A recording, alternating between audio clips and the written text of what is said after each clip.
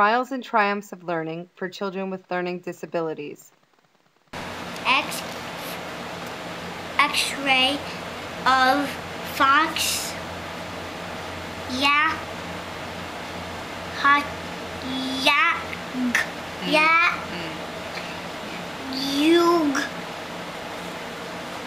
yawning, yak, zebra, no,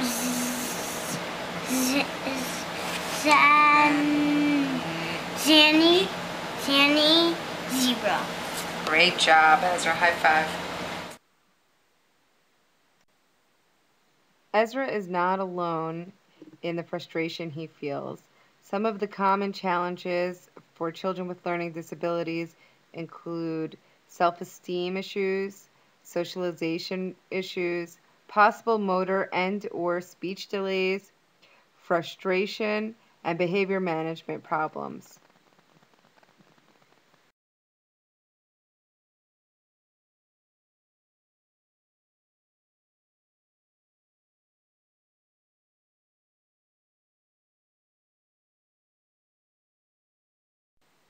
According to the IDEA, specific learning disability is defined as a disorder in one or more of the basic psychological processes involved in understanding or in using language, spoken or written, which disorder may manifest itself in the imperfect ability to listen, think, speak, read, write, spell, or do mathematical calculations. According to the IDEA, disorders included are perceptual disabilities, brain injury, minimal brain dysfunction, dyslexia, and developmental aphasia.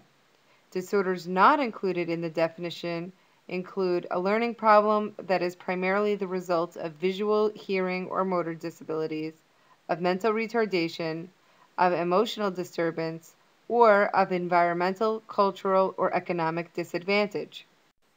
Some of the common learning disabilities include dyslexia, which is a language-based disability in which a person has trouble understanding written words and may also be referred to as a reading disability or a reading disorder. Dyscalculia is a mathematical disability in which a person has a difficult time solving math problems and grasping math concepts. Dysgraphia is a writing disability in which a person finds it hard to form letters or write within a defined space. Auditory and visual processing disorders are sensory disabilities in which a person has difficulty understanding language despite normal hearing and vision. And nonverbal learning disabilities is a neurological disorder which originates in the right hemisphere of the brain, causing problems with visual, spatial, intuitive, organizational, evaluative, and holistic processing functions. This chart shows all of the disabilities of children in special education for the school year 2007-2008. And as you can see, specific learning disabilities are the largest group of children in special education with 39%. And they're far more than the second highest, which is speech language impairments, who are only at 22% of all special education children. So, here with me today is Ezra, who's a lovely 7-year-old boy with a specific learning disability. He was first classified in the 2008-2009 school year, and he's going to tell us a little bit about what it's been like for him. So Ezra. Hi! Can you tell everybody how it felt for you and what it was like before you got help with reading? Go back to when you were in the Mariah school. Okay, so the first beginning, I didn't like it so much because the teacher didn't help me. But now I still don't like it because some people are making fun.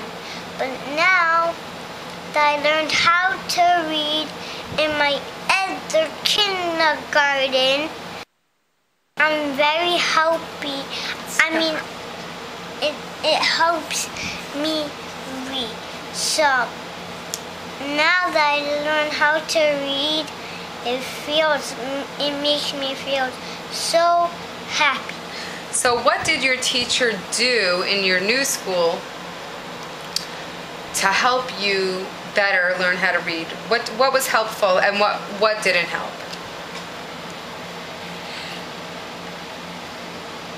The thing that didn't help was the time when I was reading.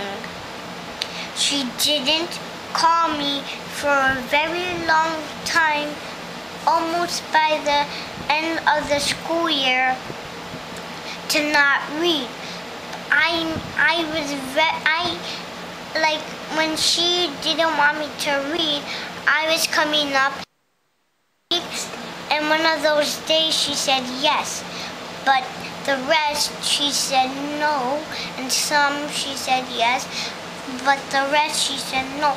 And then I wasn't reading, but it was helpful that she helped me learn the letters.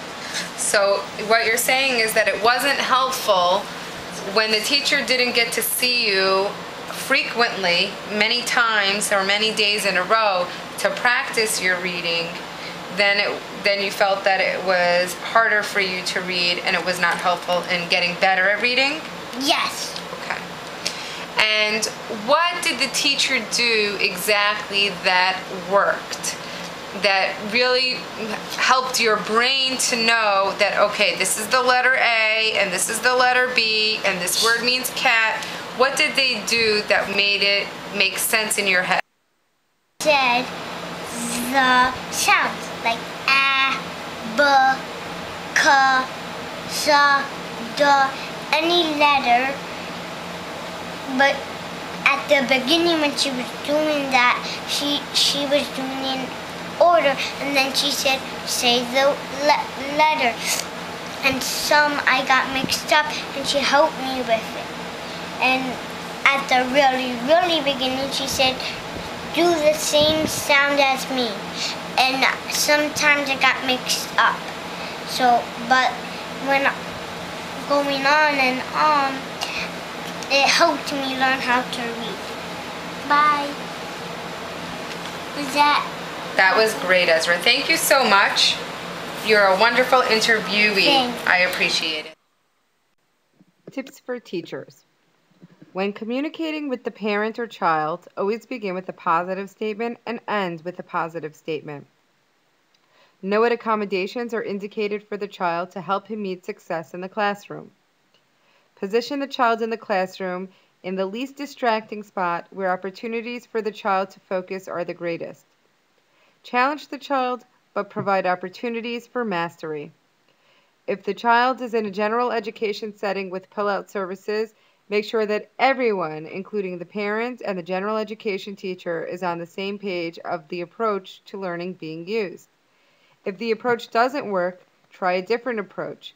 Different people using too many different approaches can be confusing for the child. Do not embarrass a child who has difficulty processing information in front of the class. This will only make the child resent learning and the school environment more. Be sensitive to the fears of the child when calling on him or her.